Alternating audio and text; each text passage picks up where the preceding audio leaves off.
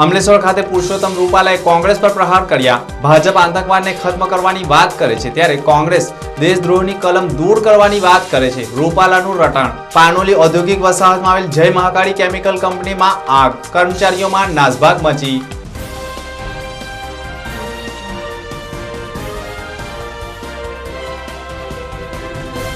અમલેશ્વર ખાતે પુરુષોત્તમ રૂપાલાએ કોંગ્રેસ ઉપર આકરા પ્રહારો કર્યા હતા। અમલેશ્વર ખાતે પુરુષોત્તમ રૂપાલાએ કોંગ્રેસ ઉપર પ્રહાર કર્યા હતા। એક તરફ દેશ આતંકવાદની સામે આરપારની લડાઈ લડવાની વાત કરે છે। ભાજપ સરકાર આતંકવાદનો ખાત્મો કરવા કટિબદ્ધ છે। તેવામાં કોંગ્રેસ ચૂંટણી ઢંઢેરામાં દેશદ્રોહીની કલમ અને કાશ્મીરમાં પથ્થરમારો કરનાર સામે સૈનિકોને કાર્યવાહી કરવાના વિશેષ અધિકાર આપતા કાયદાને દૂર કરવાની વાત કરે છે। તેવા આક્ષેપ કેન્દ્રીય મંત્રી પુરુષોત્તમ રૂપાલાએ ભરૂચ લોકસભાના ભાજપના ઉમેદવાર મનસુખ વસાવાના ચૂંટણી પ્રચાર દરમિયાન અમલેશ્વર ખાતે આયોજિત જાહેર સભામાં જનમેદનીને સંબોધતા ઉચ્ચાર્યા હતા। રૂપાલાએ કહ્યું હતું કે કાશ્મીરમાં પથ્થરમારો કરનારને પકડી પાડી સૈનિકોએ કાર્યવાહી કરતા કોંગ્રેસે સૈનિકો ગુંડાગીરી કરતા હોવાના આક્ષેપ કર્યા હતા। દેશની સરહદ પર અડીખમ ઉભા રહી દેશની સુરક્ષા કરનારા સૈનિકોને ગુંડા કહેનાર કોંગ્રેસને આ ચૂંટણીમાં સજા કરવાનો સમય આવી ગયો છે તેમ કહી કેન્દ્રીય મંત્રીએ કહ્યું હતું કે જેના કુળમાં ગુંડાગર્દી થાય છે તેવાને કોંગ્રેસ ચૂંટણી લડાવે છે। પાર્ટીને તો શરમ નથી લાગતી પણ ચૂંટણી લડનારને શરમ નથી લાગતી તેમ કહી કોંગ્રેસ અને સાથી પક્ષોને વરરાજા વગરની જાન સાથે સરખાવ્યા હતા। મને તો એ નથી સમજાતું કે કોંગ્રેસ જે પ્રકારના ઉમેદવારોને પસંદ કરે છે, જેના કુળમાં ગુંડાગર્દી સિવાયનું કાંઈ કામ જેણે નથી કર્યું, એવા લોકોની સામે ચૂંટણીઓ લડવાની, એને મેદાનમાં ઉતારવાના, અને તમારી પાસે કોઈ વિકલ્પ નથી, અને છતાંય એ લોકોને કોઈ શરમ પણ નથી। એ લોકો પણ એને ગાય વગાડીને બજારમાં નીકળે છે, આને મત આપો। ભાજપમાં નરેન્દ્રભાઈ મોદી વડાપ્રધાનના ઉમેદવાર છે। ભાજપ ગાય વગાડીને કહે છે કે ફિર એક બાર મોદી સરકાર, પરંતુ સામા પક્ષે વડાપ્રધાન કોણ બનશે તેની કોઈ જાહેરાત નથી। કોંગ્રેસે બંધ જુગાર રમે છે તેવા આક્ષેપ પણ તેમણે કર્યા હતા। પાનોલી ઔદ્યોગિક વસાહતમાં આવેલ જય મહાકાળી કેમિકલ કંપનીમાં આગ ફાટી નીકળતા નાસભાગ મચી જવા પામ્યો હતો। પાનોલી ઔદ્યોગિક વસાહતમાં આવેલ જય મહાકાળી કેમિકલ કંપની રાસાયણિક પ્રક્રિયા દરમિયાન અચાનક આગ ફાટી નીકળતા દોડધામ મચી જવા પામી હતી। બનાવની જાણ થતાની સાથે જ 2 ફાયર ફાઇટરોએ ઘટના સ્થળે આવી ગણતરીના સમયમાં આગ ઉપર કાબુ મેળવ્યો હતો। સદનસીબે આ બનાવમાં કોઈ જાનહાનિ થઈ ન હતી। અત્રે મહત્વપૂર્ણ એ છે કે આગની ઘટનાનું કવરેજ કરવા પહોંચેલ મીડિયા કર્મીઓ સાથે કંપની સત્તાધીશોએ અભદ્ર વર્તન કર્યું હોવાના આક્ષેપો પણ થયા હતા। क्या लगायो पर साइड में હું કા મારી કંપની છે આર્યો ને મારી પરમિશન વગર તમે ના કરી શકો ને તારી કંપની ને પ્રીમાઇસિસ માં આવ્યો મારી કંપની વિશે છે ને 1 સેકન્ડ ઉપર તું જા તમે કોણ બોલાયો હા એક વસ્તુ બોલાવાની હું જરૂર છે ભાઈ તો મને આઈડી આપી દો તમને કરવા દઉં તમારે જે કામ કરવું તો બસ તો પછી અત્યારે ઉભા રહો પોલીસ કેસ કર હા તો ઉભા રહો અત્યારે થોડી વાર શાંતિ રાખો સાહેબ એ બાજુ પણ શાંતિ રાખો ને તમને ના નહીં પાડી તમે આઈડી બતાવો તમને જે કરવું એ કરવા દો આઈડી નથી તો પછી શાંતિ રાખો તમારો સાહેબ આવે છે ને એને હું વાત કરી લઈશ મારી રીતે હા બસ મારું નામ પ્રવીણજી પટેલ છે। હું ગણેશ એગ્રીગેટ કંપનીમાં કામ કરું છું। મારી બાજુમાં જે મહાકાળી કેમિકલ આવેલી છે તેમાં કોઈ કારણોસર આગ લાગી છે। એના લીધે અમારી કંપનીમાં લાખોનું નુકસાન થયું છે।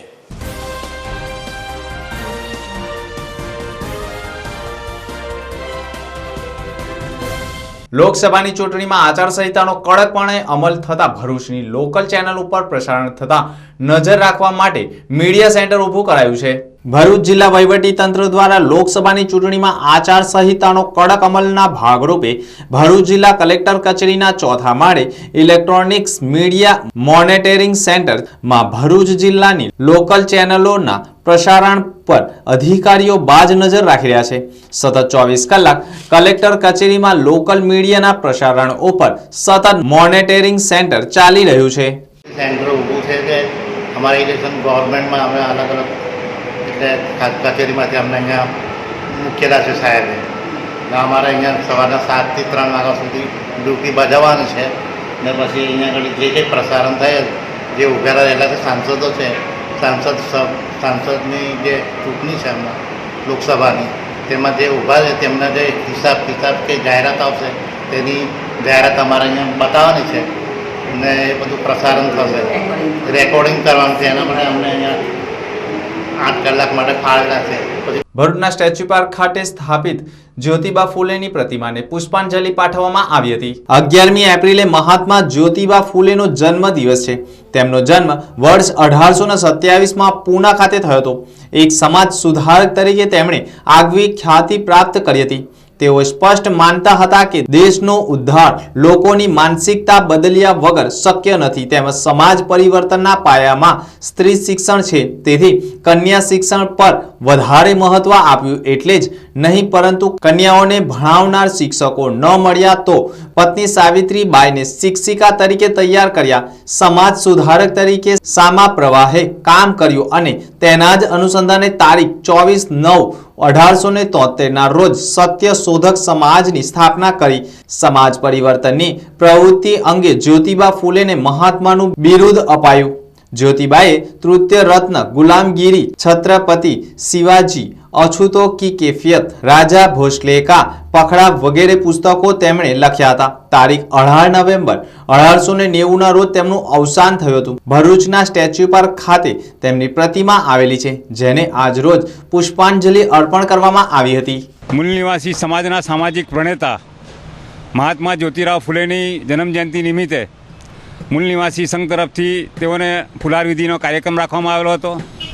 સદરુ જે મૂળ નિવાસી અમારા પ્રણેતા છે કે ભારતના ગાંધીજી, જેને મહાત્મા સાચા અર્થના મહાત્મા કહેતા હતા, અને જે ઓબીસી સમાજ અને દેશના મૂળ નિવાસી સમાજ માટે કે જેણે મહિલાઓ માટે, દેશના કામદારો માટે, દેશની મૂળ નિવાસીઓને માટે સંવિધાનિક જો મૂવમેન્ટ ચલાવેલી છે, એવા માણસની જન્મજયંતિ નિમિત્તે સરકાર તરફથી કે ઓબીસી સમાજની પ્રજા તરફથી પણ એને જે જોયું જે એ મળવું જોઈએ, પ્રોત્સાહન મળવું જોઈએ. આ સામાજિક ક્રાંતિના પ્રણેતાને એ મળતું નથી, એ જેનું ઘણું બધું દુઃખ છે.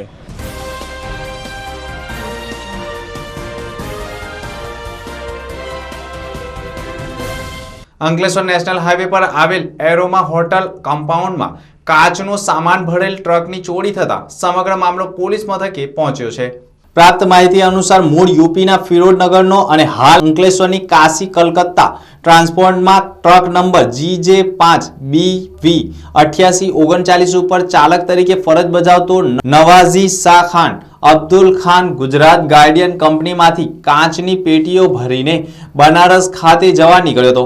તે વેળા તેણે પોતાની ટ્રક અંકલેશ્વર નેશનલ હાઈવે પર આવેલ એરોમા હોટલમાં પાર્ક કરી હતી.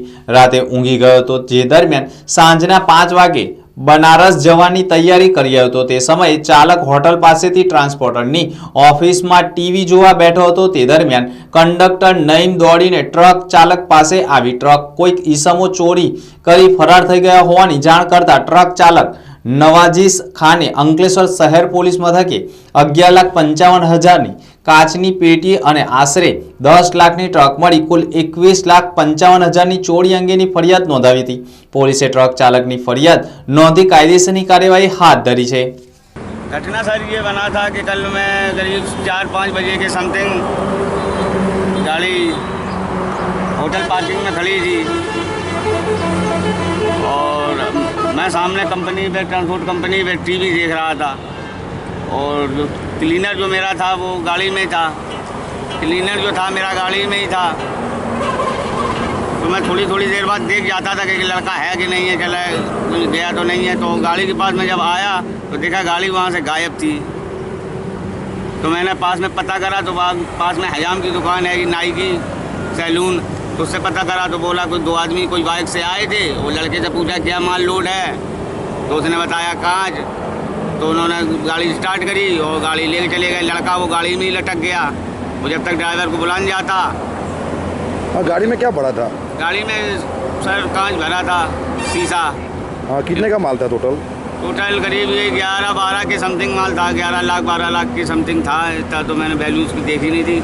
જુનિયર બુક લવર્સ ફોરમ દ્વારા કસ્તુરબાની 150મી જન્મ જયંતિ નિમિત્તે પુસ્તક પરિચયનું આયોજન કરાયું હતું. અંકલેશ્વર જીઆઈડીસીમાં આવેલ ગટ્ટુ વિદ્યાલય ખાતે જુનિયર બુક લવર્સ ફોરમ દ્વારા કસ્તુરબાની 150મી જન્મ જયંતિ નિમિત્તે પુસ્તક પરિચયનું આયોજન કરવામાં આવ્યું હતું. જેમાં જુનિયર બુક લવર્સ ફોરમના સભ્યોએ કસ્તુરબાના જીવન આધારિત પુસ્તકો અંગે પરિચય આપ્યો હતો. સદર કાર્યક્રમમાં પ્રેમ કુંવરબા ઝાલા, કલ્પના મોરથાણા અને આમંત્રિતો તેમજ સારા પરિવારો ઉપસ્થિત રહ્યા હતા.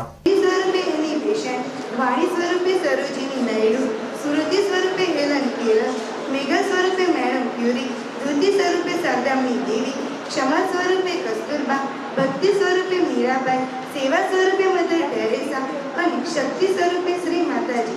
આદર્શ ક્ષેત્રમાં વિરત એવા શ્રી કસ્તુરબાનો જન્મ 11 એપ્રિલ 1869 પોરબંદરમાં થયો હતો.